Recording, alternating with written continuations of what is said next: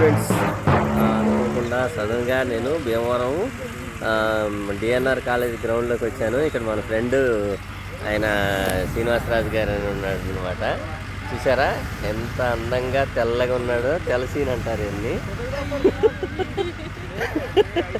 ఇక్కడ ఒక బుల్లి హీరోయిన్ ఉంది, ఆమె పేరు అనుశ్రీ అనమాట. హాయ్ హాయ్ హాయ్ చెప్పు. ఎక్కడున్నావు చెప్పు ఇప్పుడు నువ్వు?